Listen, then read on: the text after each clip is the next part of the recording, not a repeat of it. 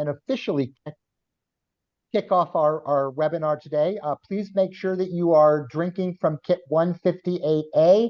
It's always on the side of the box. It's also on the tags on your wines, I believe, too. But don't jump ahead into 159, or if you've got an older kit you haven't done yet, please make sure that you're tracking with us on 158A, 1 through 6. The one comment I want to make before I hand it over to Madeline is that wine number 6, if you're going on your rote memory and you're just presuming it's probably some red wine or room temp, perhaps fortified wine, do not assume. And if you haven't done so already, please chill down wine number 6. You've got plenty of time to do so, but we're going to come to it at the end when Madeline's there, and you'll be very happy that you chilled it down a little, as it will show at its optimum. With that, Madeline, we're going to kick off with wine 1 with you.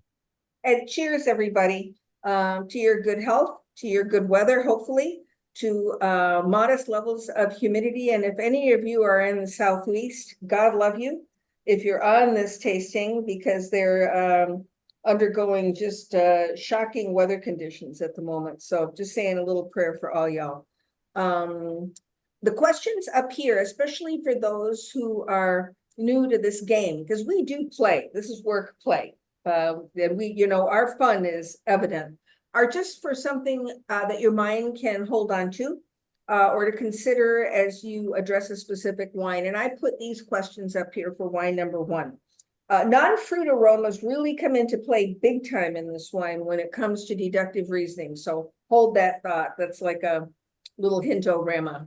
How you would quantify and qualify the acidity in the wine, because it's good to be able to go, you know, medium minus, medium plus in the MS style, but it's also, I think, important when you talk to guests or people who are not in our, you know, clan, to be able to qualify, describe the feel, the mouthfeel, how the acidity affects the texture. And then finally, the whole inorganic earth business. If anyone comes up with a better phrase than the hackneyed rocky minerality, I will buy you a fruitcake. Hell, I'll make it.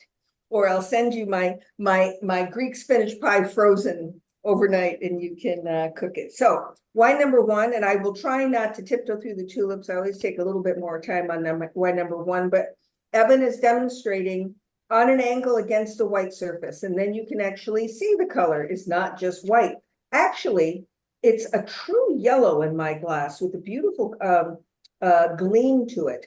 Doesn't seem to have, you know, if it's got green glints, they're minor, they're more of olive green towards the rim. And just to remind us all, a green glint will signify youth, as white wines change color and their hue moves from straw to true yellow to gold with bottle age. When I whirl it, it's got some weight.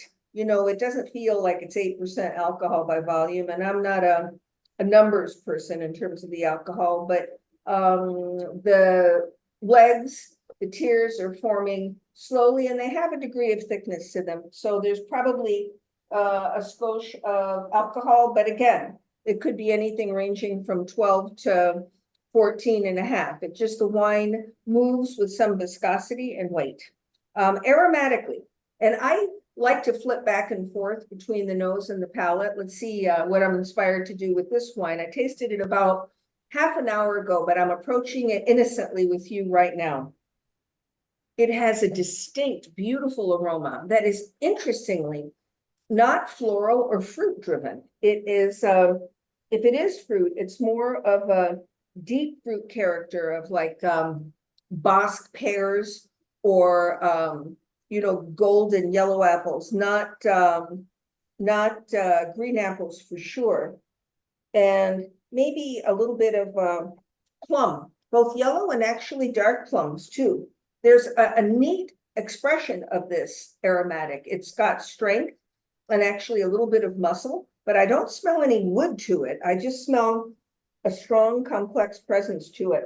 What hits me quickly is a couple of things, both organic and inorganic earth. And the organic earth is manifesting as, I'm sorry, Tim, you did it to me, truffles, fresh truffles, but mushrooms, just freshly picked beautiful mushrooms, maybe with a little bit of dirt on them. And that's the organic earth. And the inorganic earth, I'll see if it is reflected on the palette, but there is a little bit of that sort of chalky, rocky, wet stone quality to this wine. I personally don't get too precious in trying to specify the inorganic earth. I'm just happy if I pick it up. Also, what is really dominant, but I didn't want to jump into the deep end pool on this, are vegetal characteristics. And I don't mean pyrosine. I mean like fresh herbs, maybe some dried herbs, green olives, and other veggies like maybe celery, fennel, maybe some parsley. It has, those are overriding the fruit and the flowers. The flowers, I really have to look for them. Maybe a little bit of wine blossom, but I'm sort of quasi making it up, to be honest with you. I am inspired to take it on the palette right away. There's also, well, I'm going to see if it manifests on the palette before I talk about it.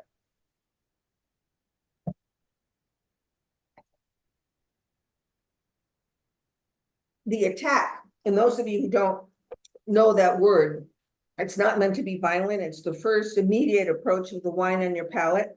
It's very mouthfilling, lots of flavor. I can feel the alcohol in my chest, but it's not dominant. So again, if I had to put a number on it, somewhere, I don't know, 12 and a half, 13-ish, something like that. But it's part of what gives this wine sort of a muscular structure. The acidity is medium plus, but it is very well integrated. It doesn't come off as laser sharp, and it doesn't command your attention. There is a little bit of phenolic character to this wine, speaking to perhaps some skin contact, maybe from a thicker skinned white grape variety that comes into play these days, right? It's mouth-watering, so there's plenty of acidity. But again, it's not leading the show. I'm going to immediately take another sip, and this is sort of a self trick I've moved into later in my career, where I like to get the attack, I like to define the structure, but then I want to go for flavors on the second round. It's mouth-filling, it's delicious. I swallowed half of that mouthful because I'm not driving anywhere in Detroit tonight. Everything I smelled is not only reflected on the palate, but it's amplified. And there is an aspect of spice to this that is absolutely not sweet wood spice.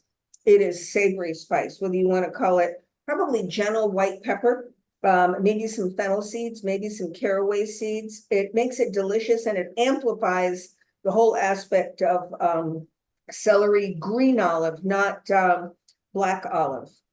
Lee's contact for certain. There's a richness to this wine that again makes it four square. I like it a lot. It's got, I would call it probably, semi to highly aromatic, this particular expression of this wine.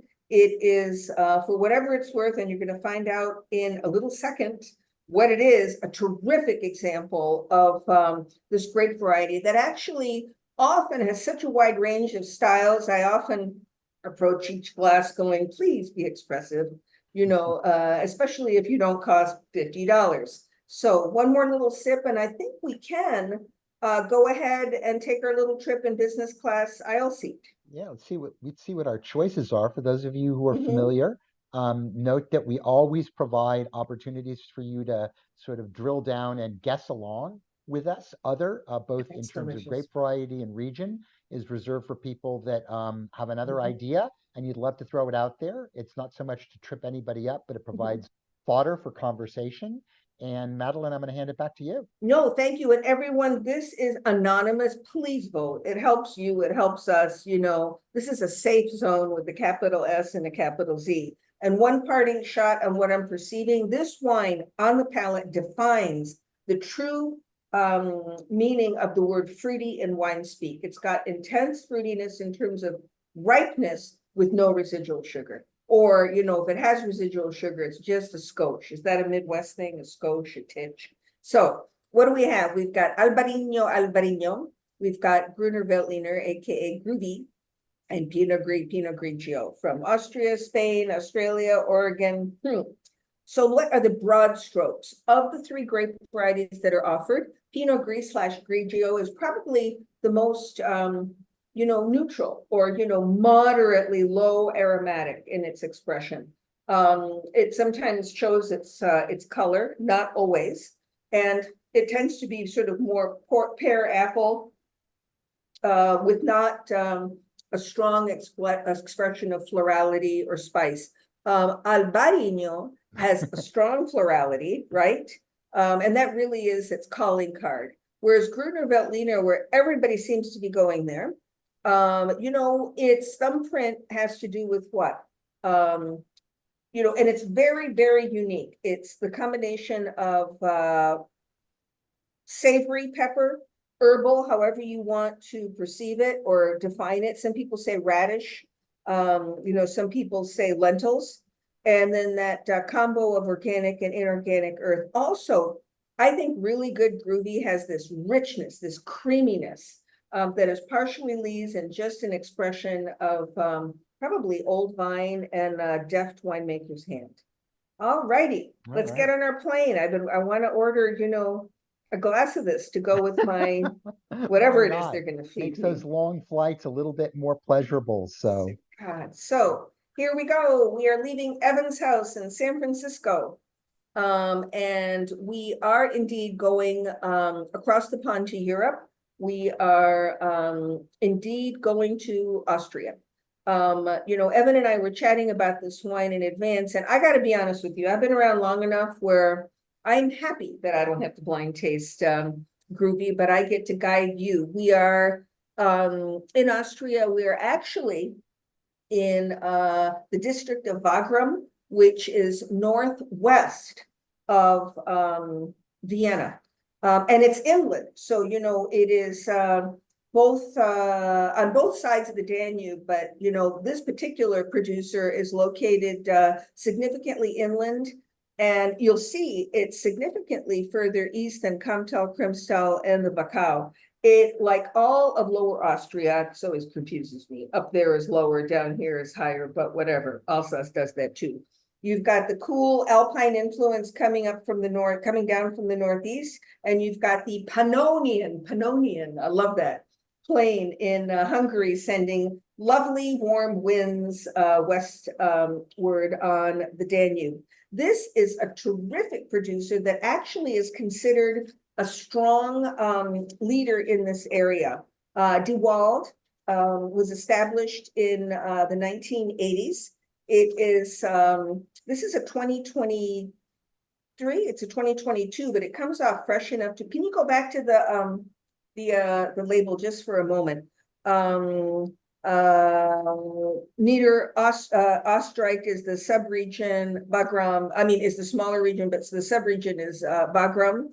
And what's really neat, you'll notice this little, it's a little owl, actually, or a little specific bird. They're very proud of the unique critters that they encourage on their farm. They have been, wait for this, organic since 1976. And they like to say that they did it before it was trendy. This was a husband and wife team that Paula and Hans, who now have their son Martin, I believe his wife Uli, who are running the show here.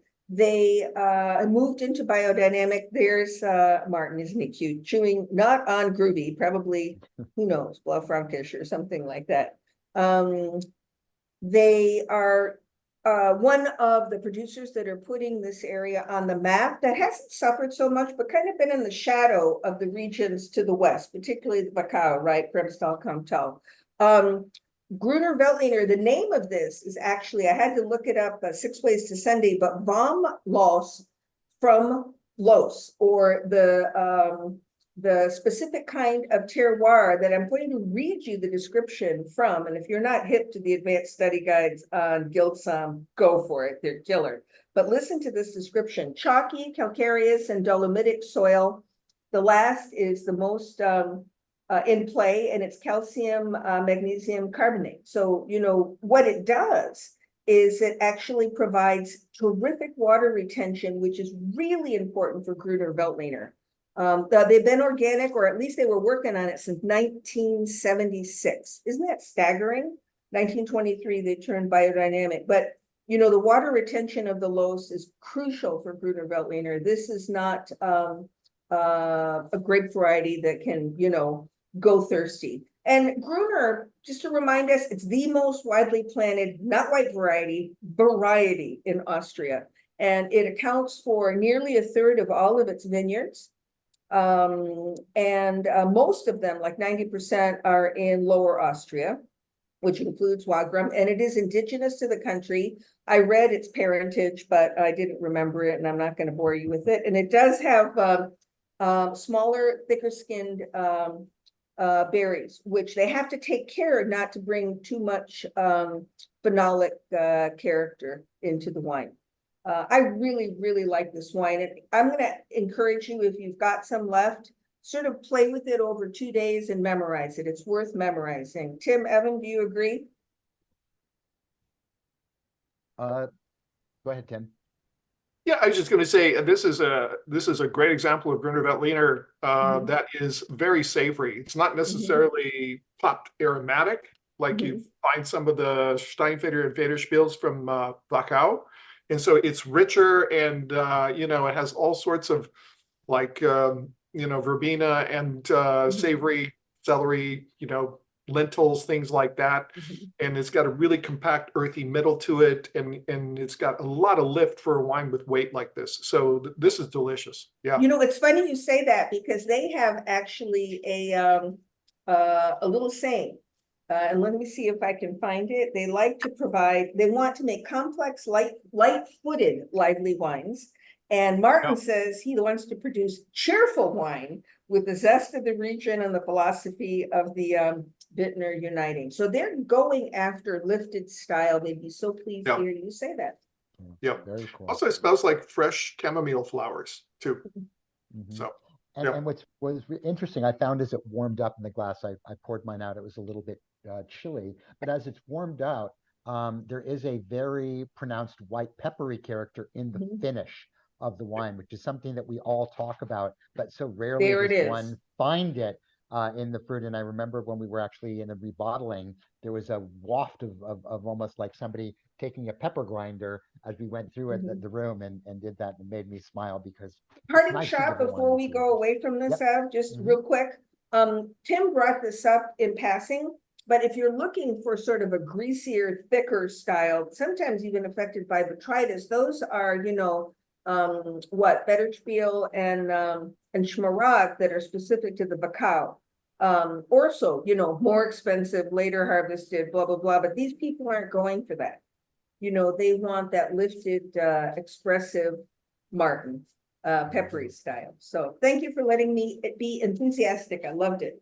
Awesome. That was a nice little master class on Gruner Veltliner. Well, let's go ahead, and I will take wine two. Once again, as Madeline alliterated earlier, you know, just always 3 questions to consider or ponder that may or may not take you to the promised land, but just some things to think about. So depth of color, you know, again, how deep or how rich it is, usually having to do with age or perhaps climate, or even the nature of how warm a vintage could be. What are the non-fruit aromas that are here in this wine or not? And then what does the structure of a wine suggest? Scaffolding in a wine, architecture of a wine, the acid, the residual sugar, if there's any there, phenolics in white wines, tannins in reds, all play a part in doing that. And if you are blind tasting, as Tim would say and agree, you know, the structure will always set you free. So if you're having a hard time pondering through the markers and the sexy parts, go in there and look at how the wine's built and work backwards from there. So I'm going to go ahead and pick up this glass and look at it as I use my white background here and do it. I noticed the color comparatively to the wine that we just had with Madeline is a little deeper, a little richer, perhaps pushing a deeper form of yellow, moving a little bit almost brassier, I might add, which again could suggest an aged nature to it. It could suggest the use of oak. Oak wines generally tend to be richer in color than those that are non-oaked, and we're talking about smaller barrels in that case. Or it could simply be a function of skin contact. Again, a lot of the color pigmentation in wine will be leached out by alcohol during the process of soaking, either cold or post-fermentation. So in a white wine, that could be a culprit. We don't know at this point in time, but it's certainly worth looking to. As far as the weight and the texture goes, when I swirl it around in the glass, it has some thickness to it, some richness, some unctuousness, if you will, to it, and again, a slower amount of tearing. So I'm expecting a wine with some concentration, some depth, perhaps a kiss of age, but we won't know until we get there. So let's go ahead and smell away, always looking for a few things. Fruit, earth, and wood are my reminders to myself of what I should look for, and then a few players to be named later. And wow, this is a different wine. This is a very different wine than the first one. And right off the bat, I would say there is a strong earth, rather fruit element here, but it's very exotic. You know, it's something more in the lines of tropical fruit. It's a little bit of papaya. It's a little bit of mango. It's a little bit of lychee fruit. It's a little bit of longan, for those of you who spend any time in South Asia, or even sour strawberry character. That sort of dominates there. There is some stone fruit, maybe a little peach, a little nectarine, or something like that. But that all, to me, takes back saddle when you pick through the florality of this wine, because it really is the florals that are at least driving it for me. And I'm getting everything from orange blossom and almost like that orange flower water you can find in a lot of North African and Middle Eastern cuisine, a little bit of candied peel, roses, a little bit of honeysuckle, a little bit of gardenia, maybe a little bit of freesia. I mean, there's just a whole flower market going on here in concert with that fruit, which is giving you a very ripe, dare I say, slightly sweet element to the nose. All of these characters lifted, all of these very heavy floral things are live in a character of the world that we call terpenes or terpenic wines. So those are wines we often refer to as being highly aromatic, and this is a highly aromatic wine, which you can directly relate to having a highly terpenic or terpene content. Not smelling a lot of oak, not smelling any perceived oak to say that would be driving flavor, maybe for large vessels for holding, but nothing that's there, and older, really old probably if there's anything there, and a little bit of minerality, maybe even a little bit of something, dare I say, suggesting botrytis nature, maybe a little bit of saffron or something. But anyway, let's go ahead and taste it and see what sort of mirroring or echoing we're getting.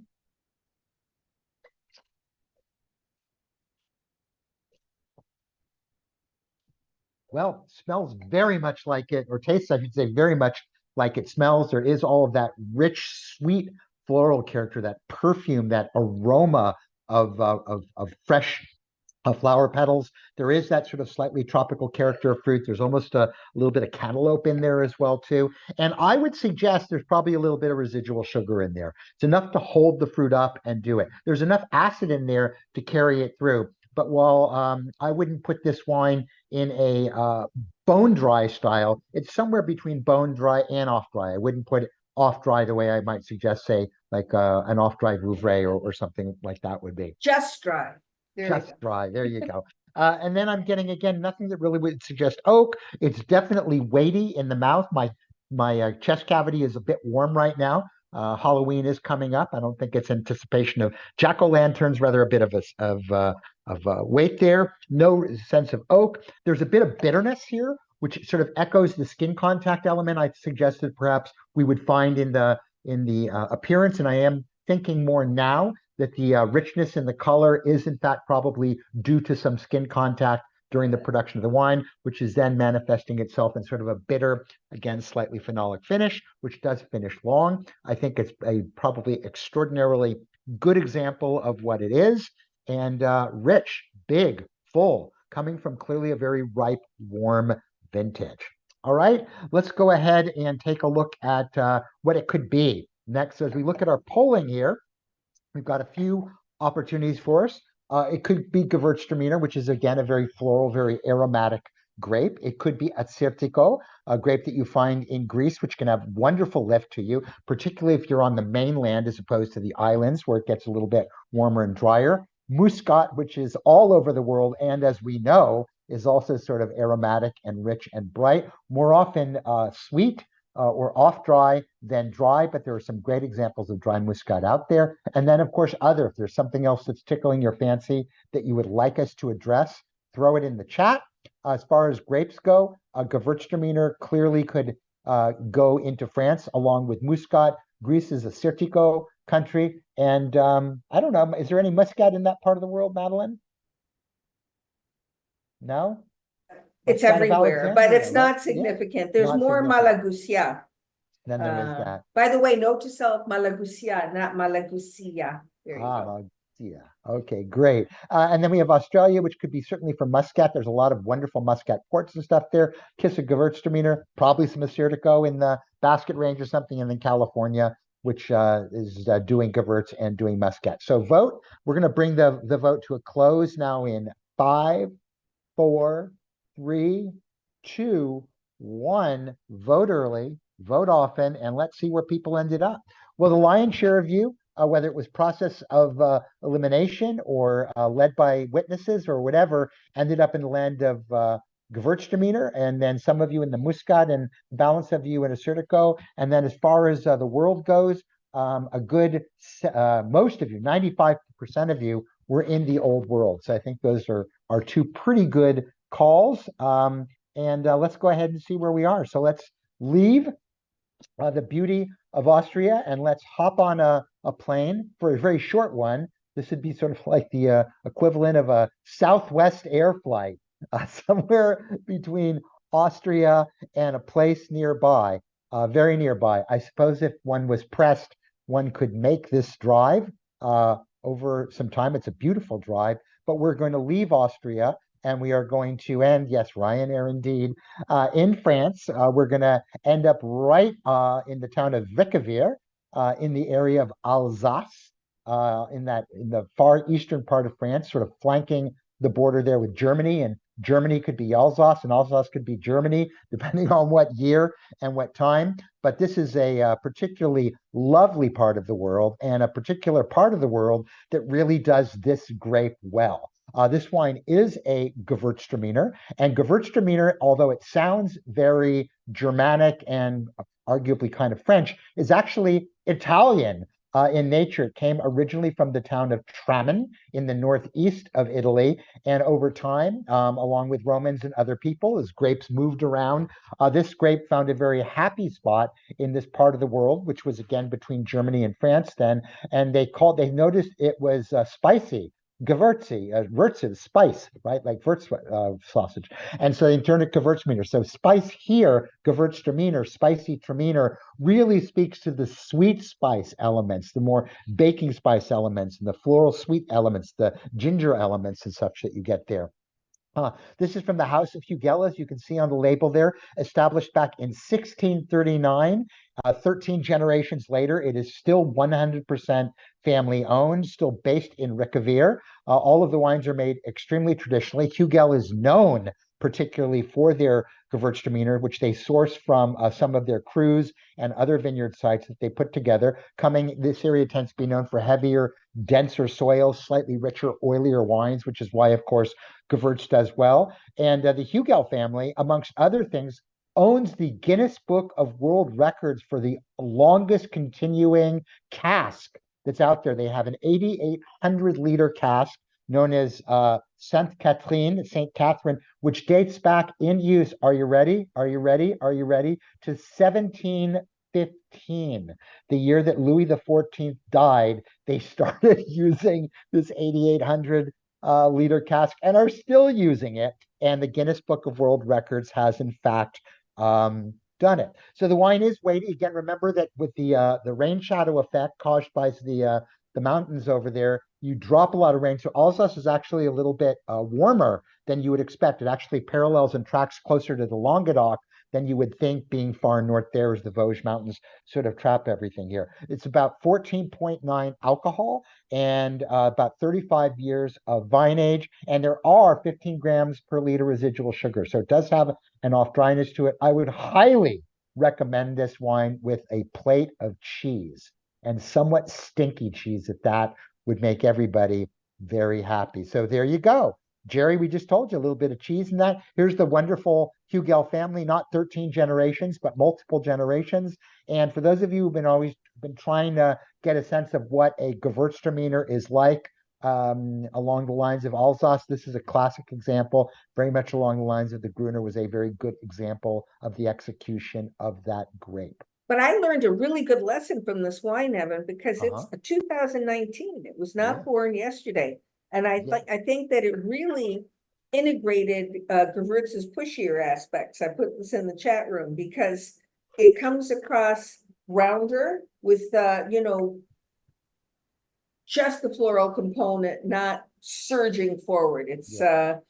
it's a little bit more integrated, and the mouth feels wonderful. Yeah, no, there's a creaminess and a roundness and a richness to it, which is again, I think is hallmark of this grape when it's done well. And I think you bring up a really good point, Madeline, and whether it's true here in Alsace, which is where I stock the bulk of my Gewürzes from, but also here in California, if you get an old Navarro or even an old Michigan Gewürz like your friends up at Left Foot Charlie make there, they will age 5, 8, Oh, yeah. 10 years. And even though you think they're clunky and heavy, there's really good acid there, and they do manage to surprise in that regard. Marigold Vineyard, Old Mission Peninsula. Look for it, everybody. There you go. Hmm. There you go.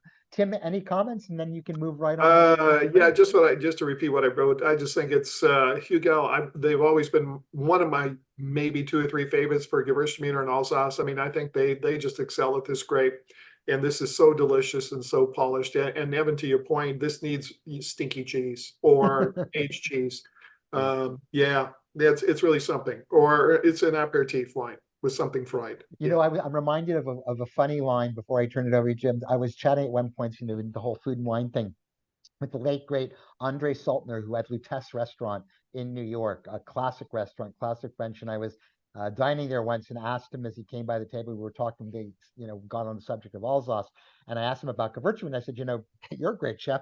What's your favorite pairing for Gewürztraminer? And he looked at a minute, scratched his temple a little bit. And he said, I don't know, Evan, but I drink it when I'm mowing my lawn. That's great. I guess for those of us who mow lawn, grab a glass of Gewürztraminer, give it a shot, and then you can let me know if Andre was correct or not. Madeline, you would be the one. Yeah.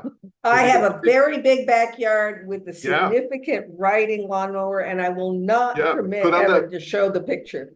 Yeah, put on the John Deere cap and grab a glass of Manigold Gewürz and go out there and let us know. Yeah, and put it in the cup holder. Do you have a cup holder on your Oh, mower? absolutely. Yes. Oh, yeah. Okay. All right, everybody. So wine number 3. So I just want to, first of all, a couple of suggestions. Number 1, take a sip of water. Okay. I don't normally tell you to do that, but after the last wine with some residual sugar, might want to do that. Second thing is, thus far, to recap, wine number 1, Gruner Veltliner, semi-aromatic grape. Wine number 2, fully aromatic grape. It's like an entire ABBA album musically, okay, which is a lot, and some residual sugar and really floral and a lot of phenolics. So take a sip. Keep those 2 wines in mind, at least not the specific wines, but the category of grape varieties. Okay, with that, we got some questions here. Number 1, first about the color. What does it suggest about the age and perhaps winemaking techniques? Number 2, and this is consistent. I don't change this from wine to wine. What are the most important non-fruit aromas and flavors? Because more often than not, what I call impact compounds, the smaller subset of aromas and flavors that are the most important ones, are in the non-fruit. All right. And then finally, the structure, as Evan said, one of my maxims is structure will set you free, and it doesn't lie. So connect the dots between fruit ripeness and the amount of acid and the amount of alcohol. Okay. With that, let's take a look. And we're going to start taking a look at the wine. Here we go. We got the white background working. Okay. And you can see this is pale yellow. So it's not straw. And it's some green and some unpolished silver in it. So that still speaks to a relatively youthful wine, but also, where grapes are probably grown in a cool climate. We will find out, because if they are, that means the fruit is not going to be that ripe, because it didn't get that ripe. Number 2, there's going to be elevated acidity and maybe restrained alcohol. We will find that out. Okay. What else about it? It is clear, reflects quite a bit of light, and then legs, tears, Marangoni. My glass sets up fairly quickly and then come down. So I'm going to say medium tears, viscosity, or whatever. Okay, please smell the wine. Okay, yes. And now for something completely different, right? So now we got to really focus in. You know, this is a lot more restrained than the previous two wines, but there's still a lot going on here. So I'm going to start with the fruit. I'll start with citrus. And there is a little bit of tart citrus like lime, but it's more sweet citrus. So it's like mandarin, some Meyer lemon, maybe some tangerine. And these are fresh and ripe. And I would say the overall fruit category for the wine is fresh and ripe. So the wine is relatively young. There's also some tree orchard type fruit. So I would say there's some green apple and maybe green pear here. Once again, fresh and ripe. A little bit tropical fruit. It's like underripe pineapple. Yeah, really tart underripe pineapple, maybe some green mango, and perhaps a little white peach. But again, everything is fresh and ripe, and now we've got a little tart fruit creeping in. And my suspicion, and we will see, is that when we taste it, it's going to tarten up from the nose. It's usually what happens with a wine like this. All right. What else about it on the nose? There's a little bit of what I would say, you know, apple blossom, white flowers on the nose above it, really delicate. There's some really subtle, I don't know if you want to call them vegetal, but there's kind of like ginger root, almost like ginger powder too. There's what else? In terms of earth and mineral, okay, so not much. And here, listen, you've got two wines with both of those like doing this, especially, you know, go back to the Gruner Veltliner and smell it. Okay, I'm going to do that. Goodness, talk about a different wine. Okay, but also it's just earth. You know, there's earth and mineral there, and here there's maybe a little mineral. There's the hint of button mushroom, I would say. I mean, that's really about it. Okay, what there is there's some oak aging. There's some light toast and light spice. It's probably blended oak, and most of it is used, right? And I know that because there's a couple other things going on. There's peanut shells, which to me are leaves, but there's like almond skins, or walnuts, which is to me used oak. And there's a little dairy thing going on too. There's like a little of the buttered popcorn thing, and I'm going to say that's malolactic. All right. All right. So just keep those things in mind. Please taste it.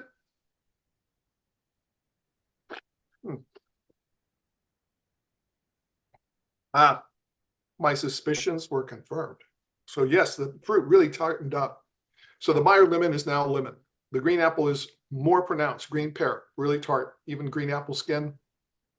The pineapple, as I said, is really underripe. It's tropical, but it's really tart. Yeah. And what else? Anything else in there? No. The apple blossom, can't really taste it. I mean, that's the thing about, you know, the Gewürztraminers, you taste the flowers. And I think I could even taste the floral on the Gruner Veltliner here. No, not so much at all. What I am getting is the lees, is a creaminess. So you've got this really tart fruit, and then that's followed by the lees, the creaminess. And then you've got the acid kicking in. And I don't want to skip that yet. Anything else? Yeah, the oak. So there's a certain toast and smoke, and there's nuttiness. But again, it's speaking of used oak, but you can definitely tell. And by the way, how do I know that? I compare it to my memories of a stainless steel wine, something like New Zealand Sauvignon Blanc, that is stainless steel and just screaming fruit and acid and no oak whatsoever. And this definitely has oak by comparison. Okay. And it makes the finish a little bit rounder, which it needs because the acid here is high, medium plus high. I feel it on the enamel of my teeth. If I say, oh, and inhale the alcohols, it's moderate at best. It's probably 12.5, 13 at the most. And on the finish, I'm getting this, you know, like lemon juice, lemon peel, and a little bit of toastiness and a little bit of salinity coming through, you know, so that maybe a little bit of mineral, but again, it's not one of the major players. Okay. All right. With that, the structure I said, you know, acid high, alcohol medium, finish is long, and the wine is lean, and the finish is really persistent. I mean, this wine to me needs 5 to 7 years in the cellar to really, you know, flesh out. But at this point, there's all sorts of things that you could enjoy with it, like ceviche and shellfish, and you know, lots of good stuff. All right, so let's bring up the poll. Here are your choices. All right, so we've got Chardonnay, we've got Chenin Blanc, and Chenin Blanc, just remember, also has high acid. Yeah. Albarino, both same grape, one from Portugal and Spain together. And so regions for, what do we have? We have France for Chardonnay, certainly, and Chenin Blanc. Spain for Albarino. South Africa for Chenin. In fact, I had a delicious Chenin from South Africa on Wednesday for lunch, and then California for Chardonnay and Chenin Blanc. You know, I'm sure you can find Albarino there too. So those are your choices. As Evan says, vote early, vote often, and let's see what we come up with. Everybody vote. Be shameless. Again, it's Vote. anonymous. And if you think there's something there that Yeah. you'd simply love to discuss, click other, put it in the chat, and we'll see where we can come up. Again, Or there's just, throw a wrench in things for fun and see what people say. right. Yes. Yeah, right. Yeah. Absolutely. Absolutely. All right. Well, we've got let's finish it up here, close down the poll, and let's see what we got here. What do you think, Tim? Okay. Wow, this is a pretty good, interesting split. So we've got a lot of people going Chardonnay. I got to pull down my bar here and get the whole picture. Okay. So we've got 35% of the people in France, about 40%, 50% between France and Spain. We've got some people with Albarino, and then some people with Chenin. Okay.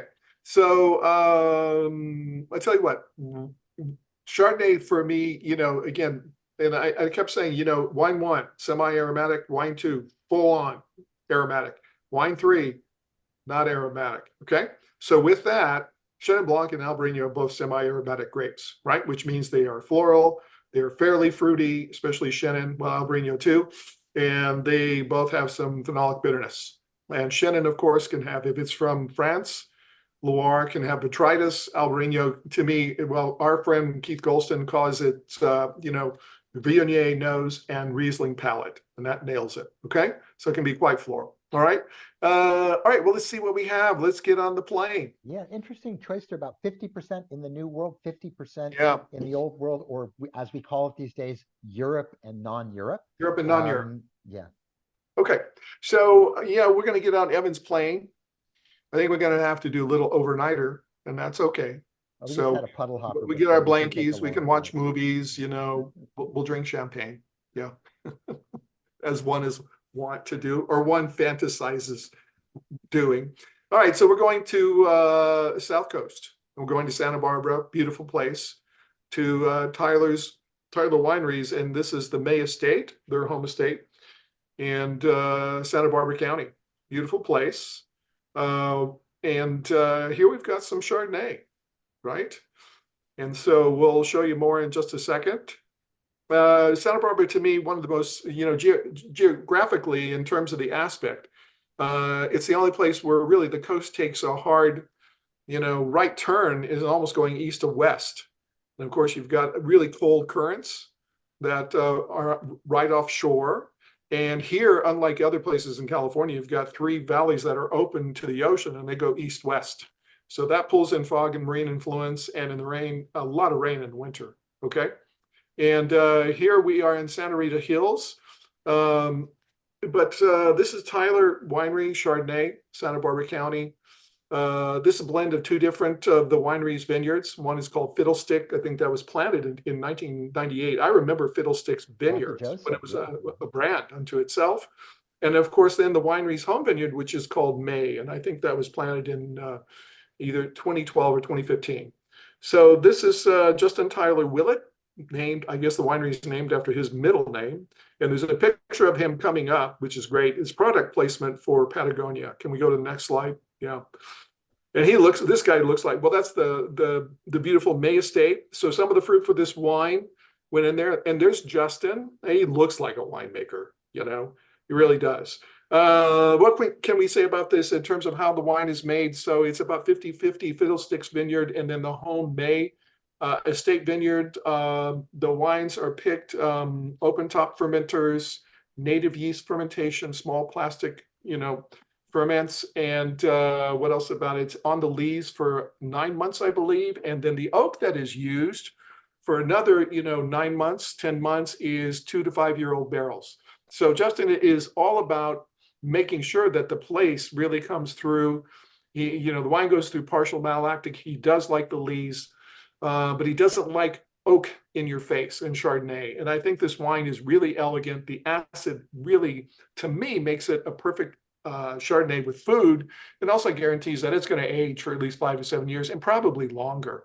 Tim, a Um, number, just looking through the chat, a number of people were sort of curious as to why not Chablis? Or can you talk about Chablis in the context of this wine and maybe in the context of the cooler parts of Santa Barbara County as well? Because they yeah, Can do. you yeah, move yeah. forward a little, Evan? We can't hear you very Oh, well, I'm sorry. afraid. No, I was just sort of saying, is that better? I hope I'm the one who Not has yet. audio That's okay. issues here. Mhm. Okay. Yeah, But those are great questions. So who is this Mhm. asking? So Christina and people ask, okay, Chablis is very distinct. I mean, it's got a saline, Visine, oyster shell, really pronounced minerality. And if you think it's almost like literally classically squeezing lemon juice on an oyster, it's literally like that. And the wines are usually very dry, although climate change, the wines are now fruitier, etc. But there's no mistaking, green apple and lemon and mineral, seashell mineral. And the mineral is, to me, not as pronounced, in this wine. So it's like this is like a really toned down version with a lot of fruit, right? At least for the wine. So yeah, Madeline, good answer on that. Yeah. So I think those of you that own a Coravin, a wine like this, if you've got a bottle of Chablis at home, take out a nip and then pour it next to this, and you'll see the difference. Yeah. So one is like a much more extreme version of the other. Yeah. But your drink is spectacular, guiding us to go back to the groovy. If you Oh want yeah, to pick everybody up go back. like earthiness, organic or Yeah. inorganic, and I'm going to interject and just say, boy, you got more. I didn't get oak tags on this. It was older oak to me. But it's sort of in there, and I loved your hint. If people caught it, walnut, correct? A specific nuttiness, connoting used oak. Is that correct? Yeah. So 2 to 5 year old barrels, but also it rounds the sides of the wine in the back, because otherwise The this thing feel would be like, changes, right? yeah, it would be a liquid laser beam without them, So because the acid again is fairly high. But at the end of it, I'm left with fruit, and those people asking about Chablis, when you taste Chablis, you're not left with fruit on the finish. Rocks. No, you are left with rocks, and lemon juice maybe.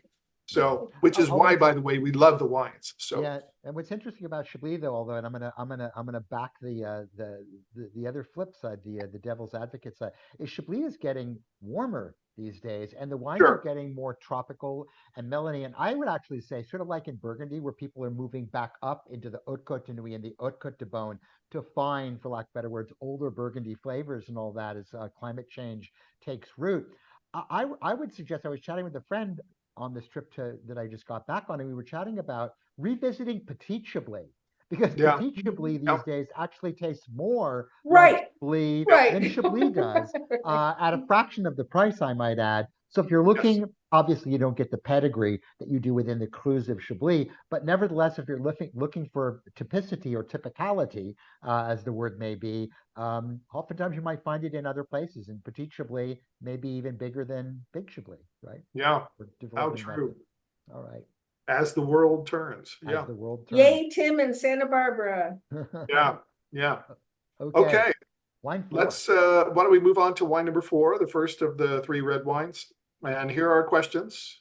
Take a look at the depth of color. Everybody, I'm holding this over my notes and I can almost read through it. Okay. What does the depth of color suggest about the possible grape variety? Number 1. Number 2, the same question as the previous wine. What are the most important non-fruit aromas and flavors? And then number 3, describe the texture and, as it's red wine, the first red wine, the quality of the tannins. How much tannin? And how would you describe the tannins? Are they silky? Are they astringent? Are they grippy? Or how would you describe them? Okay. With that, let's take a look at the wine. Everybody get your sheet of white paper. And of course, we're holding it back. And I think this is like somewhere between a medium and a deep ruby red, right? It is ruby red, true ruby red. It lightens up at the edge, rim, meniscus, or whatever you want to call it, to a pink. And so the wine is fairly youthful, because once it gets beyond, say, 3 to 5 years, that turns into salmon, and then it starts to get even more evolved in color. What else about it? If I do this, just rotate the glass, the wine does not stain the glass. Which leads me to believe, if I'm going thicker skin, grape family, thinner skin, I'm kind of in the thinner skin. And then legs, tears, et cetera, yeah, medium plus. So some of my glass comes down really quickly, others is kind of parked. So we're going to average medium plus. Alrighty, on the nose. here we go. All right, so on the nose, really two different kinds of fruit. If I out of the four, if I'm thinking about red fruit, black fruit, or dark fruit, and then blue fruit and dry fruit. So this is predominantly red fruit with some black fruit. So the red fruit are things like red cherry, red plum, and maybe some strawberry. Here, the fruit condition quality is fresh and ripe. Like I mentioned, there's some black fruits here, and the black fruit is lifted. So it's black fruit with acid. So there's blackberries and black raspberries. And once again, they're fresh and ripe. Flowers, I'm going to put my nose out of the glass a little bit. And there's both some fresh rose petals and maybe a little hibiscus. It almost smells like vitamin C. One more thing, and I guess I'll put this into non-fruit. So it reminds me, it's kind of what I call the constant comment tea thing happening. So we've got some orange peel that's dried, and we've got tea, like not quite bergamot, but black tea. And there's definitely some spices, and the spices are from the oak, of course. But there's also other herbal type things. There's a lot going on in this wine. There's kind of like dried basil, bay leaf, and once again, like black tea leaf. And there's some licorice, red licorice, not true licorice, and a little bit of star anise. So there's a little bit of anise. There's both earth and mineral here. There's much more earthiness. Is turn soil, like potting soil, mushroom. And then there's some stony, rocky type mineral. And we'll see how that works out on the palate. Oak influence, yeah. It's really low. It's used oak, but there is slight smoke, slight spice, and kind of like marzipan, almond, marzipan. Yeah. All right, taste it, please.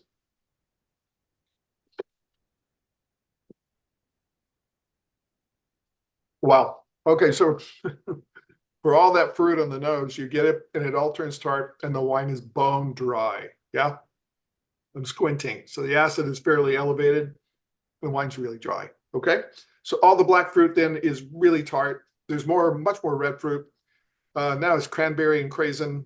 And it's like sour cherries, like pie cherries. Yeah. But you need to use a lot of sugar. A little bit of red currant in there too. And now these are just tart, right? Fresh and tart. The black fruit too is just tart. Wow. This wine needs food. Okay. What else about it? There's that orange peel thing, the slight spice. It's like the constant comment tea thing. Bergamot is there, like black tea. The bay leaf, it's got chervil in it, maybe even a little chive. So the herbal thing really comes up on the palate. The wine is also much earthier on the palate, not so much in the mineral department. And the wine finishes though with quite a bit of toastiness, right? So there's used oak here. And in terms of structure, the acid is medium plus, almost medium plus plus. That's working. It's really tart. The alcohol is medium, and the tannins are medium. Now, there's not a lot of tannins, right? And the finish is long. And the wine, it has to be, the texture is lean, right? Surprisingly lean. Earthy, lean. This is grown-up wine. This is not, plastic wine glasses by the pool wine. This is, you're going to cook something savory and enjoy it. And a lot of things would be good with this. Okay, finish is long. Complexity is medium plus. I like the wine a lot. Okay, so let's see what we got for possibilities. And here's what you're going to vote for. So it could be Gamay, which of course would probably be France. Some Barbera from Italy, from Piedmont. Some Pinot Noir, which could come from France or could come from New Zealand or Oregon. So lots of possibilities there. They make some really good Gamay in Oregon as well. So those are your choices. Go ahead and vote. Just be brave, be shameless, just vote. Okay. Just vote once, but be brave and shameless. Yes. There is no credit for voting for all of them. No. Yeah. But I was going to say you couldn't conflate them, but you could actually put your Gamay with your Pinot Noir and be in France also and make a Passe du Grain. Oh, But you we could. wouldn't do that. We wouldn't do that. Here at Master Well, Gold. I don't know, Evan. Would you do that? I don't know. Passe du Grain, for those of you who are not familiar with it, is a French wine. You find it in Burgundy, and it's primarily Gamay with a little bit of Pinot Noir. or vice versa, Pinot Noir with a little bit of Gamay. Sorry about that. And it's important to know about it, one, because it exists, and two, it's one of the only wines you can afford to drink when you're in Burgundy. Oh, amen. Burgundy is so Amen. expensive. Yep. Yeah. All right, Okay. let's finish So, moving here. 5, 4, 3, 2, 1, and boom. all right, here's what we got. Oh, we've got a lot of things going on here. All right, so we've got 21% for Gamay. We're assuming France. We got a lot of people for Barbera. And then Pinot Noir at 47%. A few people went to New Zealand. More people went to Oregon. Okay. I would just say whatever your choice was for the grape, I would just say this wine is profoundly earthy, right? It's really quite earthy. So hopefully that would steer you to Europe. And then in terms of Gamay, it was Gamay, and we were going for the fastball over the plate. It would be something like Beaujolais Village, which would have carbonic maceration and stem inclusion. I think maybe this has a little touch of stem inclusion, but not too much. So that we don't have any carbonic, we don't have any Jolly Rancher Hawaiian Punch stuff going on. So we're going to rule that out. Barbera, to me, I would want, I don't know, a little bit more tannin, you know? And certainly they make old school Venice Barberas like this. But to me, all the savory complexity in this is not so much Barbera, right? Also, one more thing about Barbera, I'm looking for more grape tannin on the teeth, right? Which I get in really old school Barbera like this, if it was this style. So again, so I'm going, old world and Pinot Noir with this, okay? And it's definitely too earthy for Oregon, even though a lot of Oregon Pinots are quite earthy. They're not like this. And And one they vote have for more. other. If somebody Yeah, wants so to put that in chat, feel free to, and we can talk about it. yeah. All right, so let's see where we are. And I have a feeling we need to get on Evan's, jet again. Another overnight flight. Yeah. And Being in a Master of the World class gets you lots of frequent flyer miles. I get the aisle seat. I don't care where anybody else is sitting. I'm just gonna Okay. Yeah. All right, so we're going to overnight it once again. More champagne. We're going to watch all 3 Men in Black movies. Tim, is it fair to say that Gamay doesn't always have carbonic, especially if it's No. But cru Beaujolais, right? Yeah, great point. So a lot of cru Beaujolais does not have carbonic, right? So we are going to end up in southern Burgundy in the Côte Chalonnaise. And the producer here is Domaine Chanzy, founded by Daniel Chanzy in 1974. And in the Bouzeron in the Côte de Chalonnaise, right? And this is Pinot Noir. And this is a wine that all 3 of us have looked to over our careers when putting wine lists together, simply because it's affordable. So this is Mercure Rouge. The vineyard is a single vineyard that's less than 6 acres in size. It's small, and it's called Les Bussières. And they make a whopping 790 cases of this. And as you can see, at $35, hey, it's affordable. I think you're getting a lot of bang for the buck here. It's just, unlike, even Bourgogne Rouge from the Côte de Nuit or Côte de Beaune, this is a lot savory, and even on borders on sanguine. This is just a lot deeper, richer, earthier than those wines. I think they're great food wines. Yeah. So let's see pictures. What do we have for pictures? So the chief winemaker is a guy named Max Blondel. I think we're going to see him. There's the Maison Chanzy. So I mentioned Danielle founded the estate in 1979, but in 2013, a group of investors, bought it and actually expanded it. And now, the Maison makes, Burgundies in like 8 different villages. They make 40 different appellation wines, including Vin Romanée and Pouligny Montrachet. Who knew? And that's chief winemaker, Max Blondel. And, what else can we say about this? So this is all hand harvesting, fermentation in small open vats, punch down. There's a 5-day cold soak, which is, if you don't know, you're putting grapes, whole clusters of grapes, and then, they get crushed, but they don't start fermentation, and they sit there and soak at about 50 degrees Fahrenheit for 5 to 7 days. And you're getting a lot of color, not a lot of fruit, but not tannin, which you don't want in Pinot Noir. And then they go through a native yeast fermentation, and this wine, I think, sees 10 months in used barrels, and then is bottled unfined and unfiltered. So, yeah. Quick comment, Tim. Rosalie was noting, and I understand where she's coming from. She thought this could be Sangiovese. That's where she was. Where would you differentiate out Pinot Noir versus Sangiovese? Well, that's a good question, Rosalie. But here, texture, and structure will set you free. Because, this has high acid. Sangiovese also, but Sangiovese to me has both grape tannins, and if it's decent wine with oak, it's got oak tannins. So Sangiovese to me is decidedly more tannic than this wine. This, by comparison, is like Hello Kitty. It's got really soft tannins. So, but I think, I can understand where she's coming from if you're going more Chianti zone as opposed to Brunello zone, because I'm getting more tannin, though finely grained, and Sangiovese always has that beautiful juxtaposition between acid and tannin. But this is also showing Pinot complexity because of the bottle age. It wasn't born yesterday, right? It's a 2019. I loved your entry comment, the constant comment, which combines, exotic spice, which I think Pinot carries a little pocket of spice along with it. And you get that right up front. Yeah. Now, Thomas asked a good question. So he thought it was Barbera. And Thomas, that's a really fair point. I would just say that, Barbera is more tannic than this. And also, Barbera is going to give you more dark fruit character. Deeper it really will. Too, no? Yeah, good point. But unless it's, one of the new age Barberas that's done entirely in stainless steel, it's going to give you a lot of dark fruit and savory like this, but this is going to be tannin, along with the acid. I don't know. And to me, and this is lame, but Barbera just tastes Italian to me. Okay. That's kind of like, I think it's generally simpler unless it's unless it's really, some Barberas are A++ quality and they slab their milk on them. I'm not making Barbera into simple stupid, but this has, Pinot layers. Is that a fair thing to say? Yeah, it is. And to your point, there's some designer who's a Giacomo Bologna, Brico de Lucioloni. It'd be really big, sexy, barrique. And, Barbera to me is a grape that has yet to arrive. It's going to. And then sadly, for all of us who like it, it's just going to get really expensive. So anyway, All right.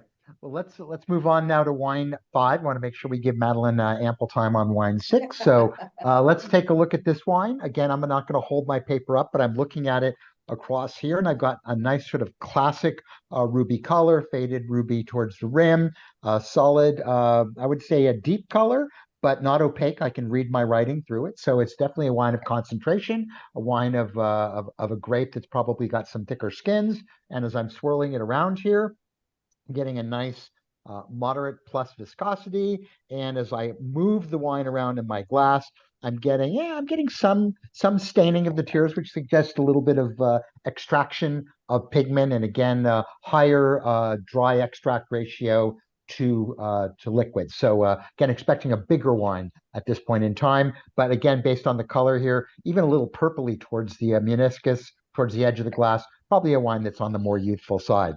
As I give this wine a swirl and a sniff, I've noticed that again, it is fairly explosive. It has if one can speak of nasal attack, this has strong nasal attack. It's definitely a combination of red and black fruit, probably driven more by black than red, but I'm getting more what I would call savory fruits and riper fruits. So I'm getting a little bit of red currant and black currants to that cassis vein, getting some plums, both again, red and black. But all the fruit here is very much on the ripe side, not overripe, but certainly a scooch up, to quote Madeline, from fresh.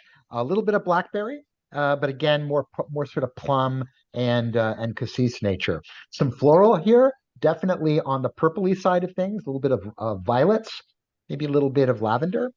And then I am getting herbs, definitely a sense of thyme, a little bit of fennel seed, a little bit of tobacco leaf, maybe a little bit of sage, and then something I would say peppery, but like peppercorn, like the green peppercorns you pull out of a can and throw in your steak Diane when you're making a sauce there.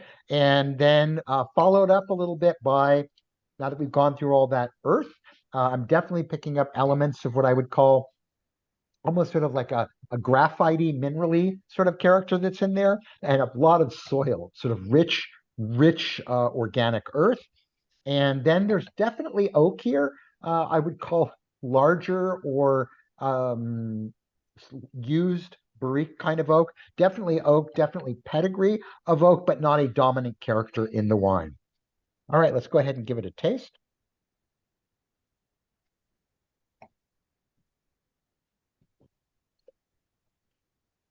Wine is definitely dry, but again, the nature of the markers here, the fruit character, the herbal character, etc., definitely reflect what I smelled before. Definitely richness. I'd say the alcohol level is on the higher side. Again, my chest cavity is pretty warm. The body of it is round and rich. There are tannins there, but the tannins are really well integrated and smooth. They're ample, but they're not Velcro, right? They definitely have a softness and a roundness to them. The wine is quite long. It's very refined, very elegant in the style of the grape or grapes from which it is made. And I wouldn't overlook the fact that it doesn't sing from the playbook of being mono variety. It tastes to me like it could be a blend of familial grapes there as we go ahead and look at it. There's definitely a lot going on here, but I'm loving the fact that it's a big wine, it's a pronounced wine, but it's not ripping my mouth apart, which I was expecting in all candor when I smelled it a little bit earlier. So let's see what our grape choices are here. We could be all of which again are blends. And by the way, just as a reminder, in Master of the World, when we list a grape and a blend, it could be pure play, that grape, but it could also be that grape blended out. So here we've got Cabernet Sauvignon, perhaps blended out with the family of those grapes. But you know, in this day and age of red blends, hell, people will blend anything together. Malbec, again, pure or as a blend with the local grapes that it would go with. Tempranillo, a blend with other Iberian grapes, such as what you might see in Rioja, etc. And then again, our other. One of these days, guys, I'm going to give you an other, and I'm going to list it. And the choice, the winning choice will be other. And we're going to list it up there. What regions could we have? We could have Spain, certainly for the Cabernet blend. You could be in the Penedès or Tempranillo, of course, anywhere in the country. France, you could be in Cabernet land. You could be in Malbec land down in the Southwest in Bordeaux. Argentina, where Malbec rules, you could certainly be there. Although they grow some pretty nifty Tempranillo, or what they would call Tempranillo, down there in the La Rioja area, just north of Mendoza. And then, of course, our Australia. Hell, you could be anything down in Australia. They do it all, and they do it all pretty well. And they blend them all together in many cases, too. So why don't you think about where we are? Think about what we've talked about. Think about the nature of the markers that we talked about. Look at the color of the wine. Think about the influence of other things in the wine besides winemaking, vis-a-vis grapes, blends, etc. And vote. And let's talk about it in 5, 4, 3, 2, and 1. And the winner, I am the winner. The winner is Cabernet as a blend, followed closely by Malbec. Malbec, of course, being part of the Cabernet family. Then Tempranillo as a blend and a couple of others. Hopefully we can talk about that. We're decidedly more in the non-Europe. So if you add 12 and 18 together, that's only 30%, whereas 47 and 24, that's 71% in the non-Europe thing. The thing about Malbec is generally it's going to have a deeper pigmentation and a deeper extract. So while I admire the choice in the call based on the structure, the roundness of the wine, the suppleness of the tannins, you would get more depth of color, voluminous concentration, etc. Tempranillo, it really would depend. Is this a Rioja? No. But if I had some Ribera del Dueros and wines from Toro and stuff like that that have this level of extraction, yes. I would say that the acid is a bit not quite bright enough for me to be Tempranillo. Tempranillo coming from Temprano, an earlier ripening grape, always shows bright acidity. And this is perfectly balanced acidity for the context. So we shall see where we are. And let's hop in that plane. We've got yet another, we're just stacking frequent flyer miles, trying to be a 1K before the end of the year, because the end of the year is fast coming. And we want to do that. So we're leaving Mercury, we're leaving the Côte Chalonnaise, leaving France, and hopping not only out of the continent of this part of the world, but we're changing hemispheres, might add too. So for those of you who were thinking confidently in your trip down under to this part of the world, you were correct. However, I would tell you you're going to a place that is not necessarily reflective of the balance of down under, and that is to say Western Australia, and specifically the area of Margaret River. So that's where we are, guys. Margaret River, Western Australia, in arguably what most people will consider to be Australia's version of Bordeaux. Now, why would this be? This would be for two reasons. Number one, if you look across Australia there on the left-hand side, you'll notice how far south we are. Next stop, the pole, right? The South Pole. We're way south there. And then on top of that, if you see Margaret River on the right-hand side of the picture, it juts out. It's almost like its own little peninsula going out there into the Indian Ocean, and it picks up cool air coming in from the Indian Ocean and cool air being drafted in from down in the Arctic as well, too. So it's a fairly cool climate area. It's known for Bordeaux grapes. They make stellar Chardonnay. Well, that's not a Bordeaux grape, that's a Burgundian grape, but they do it really well. But their focus is really on Semillon, Sauvignon Blanc, primarily Semillon. The Semillons there are heroically fabulous. And then, of course, their calling card is really Cabernet. And they do that extremely well, both pure play and blended with other grapes, primarily a little bit of Merlot because, again, of the cool climate. Who are we visiting? We're visiting with our friends over at Howard Park today. Howard Park, excuse me, is a lovely winery. It was purchased about 30 plus years ago by Jeffrey and Amy Birch, who purchased it from the family of the original owners, which were the Wade family. In fact, the facility, although it's based in this part of the world, they have large holdings in Great Southern, which you can attribute to that family as well. This comes from the Leston Vineyard, and Leston Vineyard is the family of Jeff's father, I believe. And the blend, Rosalie, I'm not sure. I could not extract exactly what it was on the label, but maybe somebody could do some digging and let me know on that one. But I think it's fairly typical of a Margaret River Cabernet in the sense that it does give you that sort of old world Bordelais feel in a new world place with ample structure, again, because of the slightly cooler climate. If you think about the climate structure, it's sort of more, even though it's further south, it's sort of more reminiscent structurally mesoclimate of what you would find in Bordeaux. And in fact, you can get levels of precipitation. Well, you're flatland and you've got, maritime influence, so you don't have any altitude. I'm jumping in only because I'm not, you described the whole difference between this and Malbec beautifully. And Malbec, will have, stronger ultraviolet light, so the thicker skins, and also a florality and less pyrazine on the palate. Would you agree with that? Very, very much so. Yeah, depending on words. I mean, obviously French Malbec would be different, but since French Malbec represents a drop in the proverbial Malbec bucket these days, I think most people coming up these days probably don't even know the grape originally came from France, but Malbec, or bad mouth, speaks to the fact that it's a very difficult grape in France, one that didn't ripen all the time and fell out of favor, except in the Cahors area. But even in Bordeaux these days, it's used as a very minor player blending grape, primarily for color, simply because it doesn't get ripe all the time. But I think this is a lovely job. The Miamup vineyard translates to something of the local tribe, but I forgot to write it down. I'm so sorry. Anyway, I hope you enjoy this. Margaret River doesn't get as much love or respect as it should in the pantheon of the Cabernet varieties and Cabernet producing regions of the world. People at times often move past it when they're thinking of France and California and Napa Valley and even Columbia Valley, Washington. We forget. And when they think of Australia, they think of Coonawarra or they think of Barossa. We forget how absolutely crystalline Bordeaux-like these wines can actually and be. Staggering values, especially in you consider Cabernet Sauvignon from the north coast of California. You want to like snort when you think about the prices, and Bordeaux you can find moderate prices, but boy, I mean this and also another one that you champion, Bas Felix, the prices are just absurd. For the quality. And Ringbolt too is another one we've used in the past. Ringbolt, this is a favorite style, like one of my favorite styles of Cabernet. And I put my nose in the glass and I get the pyrazines. I guess maybe I'm sensitive to it. No, they're there, right? Yeah. Dark fruit and pyrazines, but then I taste it and the tannins are Australian, because I think, Australians do tannin management as well as anybody. And this wine, it's recognizably Cabernet, and I'm thinking it should be much more tannic, and it's not. Yeah. So kudos to them. I am a fan of this kind of Cabernet. So me too.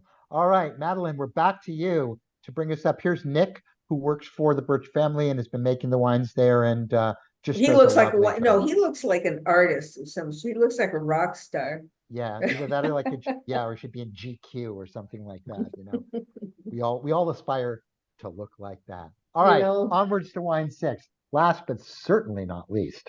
okie dokie. I don't know what to do with 10 minutes, but okay. You know, normally the caboose, you know, here are the little helpful reminders I put up here. Also, I wanted to mention on top of Tim's comment about we forgive the Australians for still their acidulation is sometimes obvious, but their tannin management is spectacular. Is that a fair thing to say, Tim? Yeah.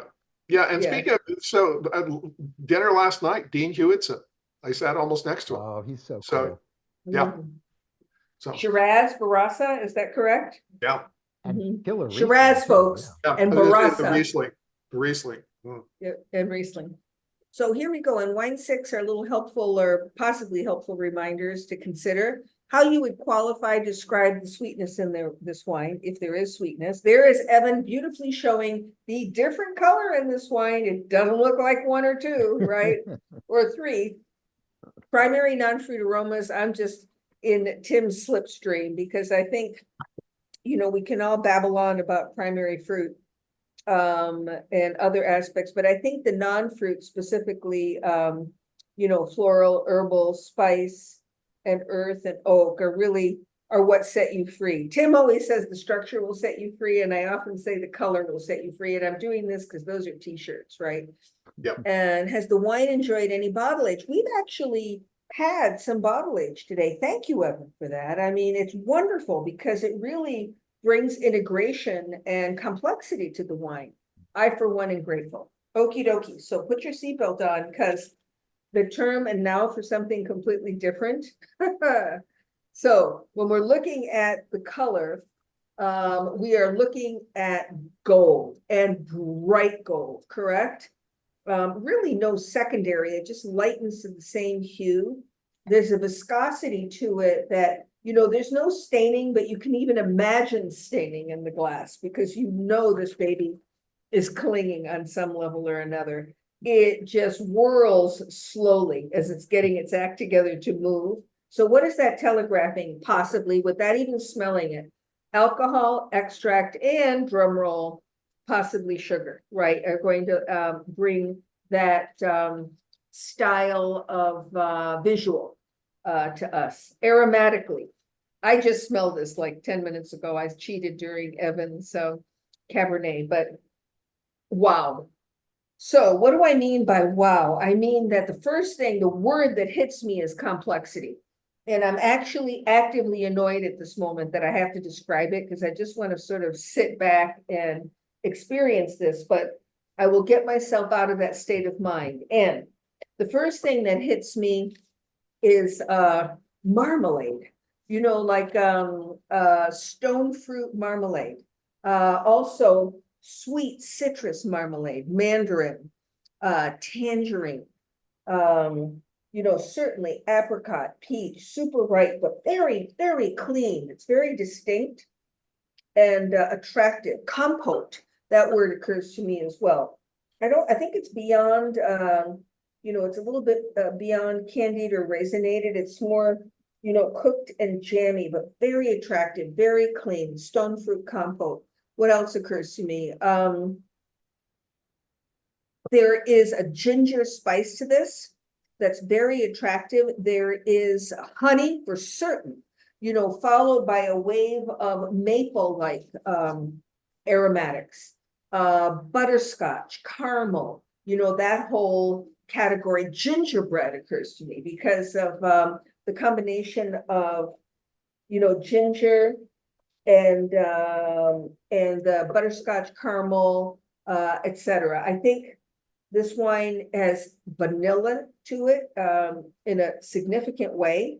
So if there's no oak on this wine, you know, I'll just go be a housekeeper because it smells like it's got sweet oak spice in addition to the other aspects of the sweetness. There is, you know, dare I say it, a little bit of the you know, honey combined with honeysuckle combined with saffron and stone fruit, and an earthiness, mushroom that is probably telegraphing botrytis. It's an incredibly attractive nose. So I'm going to put my seatbelt on and just go ahead and take it on the palate and wonder if it's going to reflect all of that or possibly amplify them. So cheers.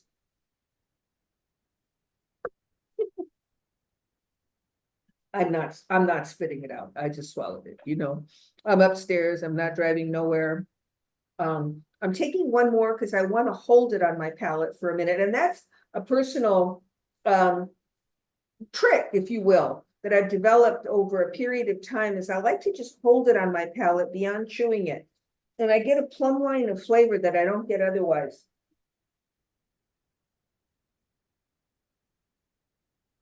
The sweetness level is definitely dessert level sweetness. You know, it's sweet. It's not just sweet. Just sweet, by the way, is something I picked up from a candidate in a blind tasting once. And I thought, that's brilliant, just sweet. This is dessert level sweet, but let's pay attention. Let's get out of the way of all the aromatics and the flavor for a moment and, you know, funnel into the structure, which, as Tim tells us, will set us free. There is significant acidity in this wine. It's certainly medium plus.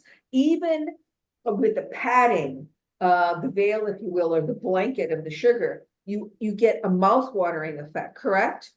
Alcohol is present and it belongs there. And just to remind everybody, you know, a higher number is not a character flaw.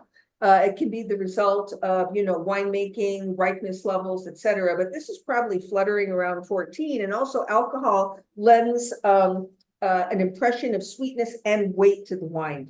Everything I smelled on the nose is being reflected on the palate. And I do think that this wine is expressing botrytis in addition to the sweetness and in addition to the oak. So think about that, botrytis, sweetness, and oak. Three things, when they are combined together as best friends, rarely happen anywhere other than the specific growing region. So massive hint, white now, we're best friends. And on the palate, there it is. There is the apricot marmalade. There's the honey, the saffron, the candied tree fruit. Candied, you know, not just stone fruit, but tree fruit. Gingerbread. You can probably get more descriptive than me and move into quince and frangipani, but I'm a simple girl. I'm Greek. What can I tell you? I don't even know how to pronounce those. Ginger spice, oak. The finish is interestingly very clean. The sweetness dropped off and it's long. And you know what it spells to me? Age potential, massive, you know. And this wasn't born yesterday, but it's going, you think I'm good now? Hang out for a while. And we'll get even better. I think it is, the texture is round, smooth. I think if I didn't mention it, acidity is moderate plus. Alcohol's moderate, maybe plus. Complexity is high with more potential on the way. I'm not going to talk more about it, Evan. I'm just going to enjoy it while we look at the next slide and consider what our options are. And oddly refreshing at this moment. It finishes on a lift and it finishes cleansing. How cool is that? Chenin, Semillon blend, Riesling. So let's just do primal varieties here for a moment. Both Chenin Blanc and Riesling, even in their dessert wine incarnations, will have poignant acidity. You know, compelling acidity. It will pull your attention. Riesling, especially if it has any bottlage, will not often, but you know, well, I can't say that. It will with regularity display TDN, right? I can't even say what TDN stands for, but you know what I mean, the petrol gas station thing. Chenin, when it's sweet, and how often do we get to taste, you know, sweet Chenin? Not that often. Has some aromatics and flavors that are very unique to it and often hard to describe. I'm old enough where I used to wash my own, excuse me, cashmere sweaters because I could A, afford them, and B, we hand washed everything, right? And Woolite and just tucked it up. So this, you know, wet wool character that almost can smell a little bit like corkiness. Semillon blend. Semillon usually dominates where, especially, well, you know, the Semillon Sauvignon Blanc thing is done in other places, but it really reigns supreme in Bordeaux, where these guys have that combination of, early morning fog and humidity, and then bright sunshine later in the day. So I think we should jump on, are we on a helicopter or plane this time? Where are we going? Oh, well, there we go. Hello. And let's see if I have led you down the incorrect garden path, though I don't think so. And for those who voted for Chenin or Riesling, it's not an issue of being wrong. The punchline to me is the acidity level. With sweeter wines, and also very specific aromatics on Riesling, especially, that are not displayed here.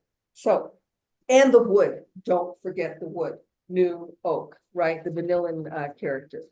We are going from, we're definitely in some guy's expensive private plane, going from the Margaret River to, to, yes, indeedy, Sauternes. This is, believe it or not, I'm running out of my 10 minutes because I tipped you through the tulips, and I'm walking into our,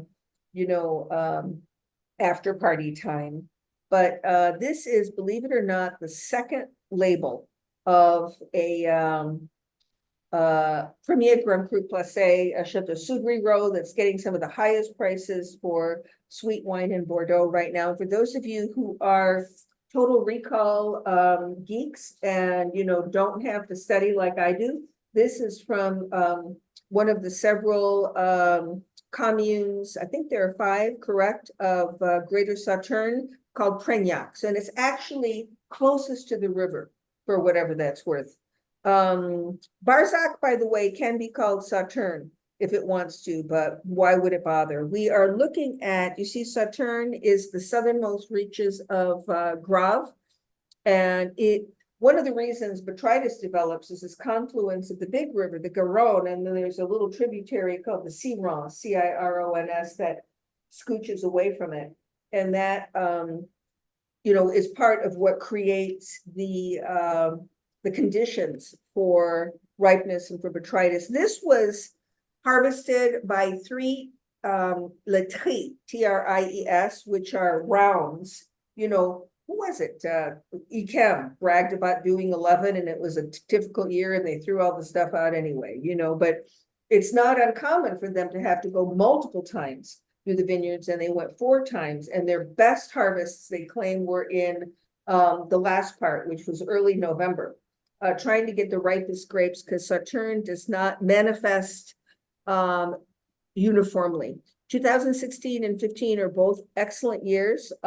2016, if you believe the critics, is A++ and will show well young. Yay, can't argue with that. This is 50% new oak, both barrel fermented and aged, and 50% 1-year-old oak. It's not a small property. It's 91 hectares, and there's the morning mist. Yay, from the river. Yay. A combination of gravel, sand, and clay, not uncommon in Bordeaux. As opposed to wine number 1, the Groovy, that loves, water retention in the low soils. This has no water retention. And the grapes don't need it. It's a very thin soil, which adds to the minerality. Something I didn't talk about, but boy, once you get past all the other stuff, and maybe this is the finish I was describing, the mineral surges, doesn't it? There's an earthiness aspect to it, but there's definitely a rockiness to this wine. I think it's an exceptional Sauternes. What to tell you about it quickly without dragging this out? Vintages are highly important in Sauternes, because this, the ripeness and the botrytis manifesting together are not consistent. Pierre Montaigu, he will tell you that he is actually the technical director, which is even more important than the term winemaker. And if you read about botrytis, which I highly recommend that you do, very interesting stuff. It kind of looks disgusting, so you kind of wonder how the hell they can make really delicious wine out of it.